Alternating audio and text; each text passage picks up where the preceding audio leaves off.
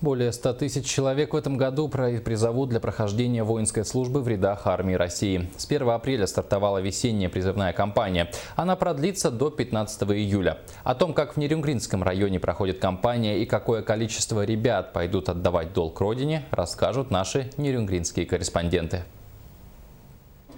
В этот весенний призыв отдать долг родине пойдут более 100 нерюнгринцев. В основном ребят направят в части Дальневосточного военного округа. Распределение будет зависеть от многих факторов, от категории годности и профессиональных навыков. Традиционно отправляться будут они по всему Восточному округу, состоящих из 10 субъектов. Значит, преимущественно будут отдаваться учебным частям.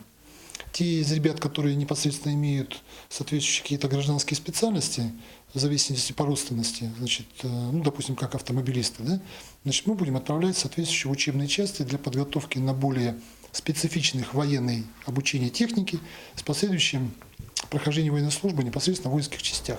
Игорь Грачев отслужил в войсках противовоздушной обороны. Год армии, со слов отслужившего, прошел быстро и с пользой. Это большой урок для любого мужчины. Дала она мне мужество, с работой, соответственно, попроще, уже найти работу проще. С армии уже берут во многие места. А если есть к тому же образование высшее, много ребят служило у нас с высшим образованием, которым просто не могли найти работу, потому что нет армии, нет военного билета. Поэтому военный билет он нужен. После прохождения службы молодой человек решил связать свою жизнь с военной службой. Он проходит комиссию для поступления в Омское военное училище. И всем призывникам советуют пройти этот жизненно важный путь. Всем советую пройти это, всем желаю даже пройти. Это нужно.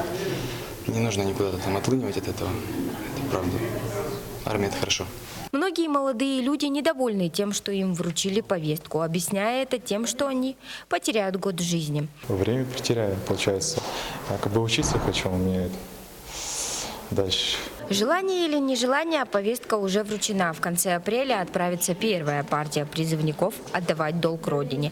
Весенняя призывная комиссия продлится до 15 июля, и многие нерюнгринцы через год вернутся домой демобилизованными.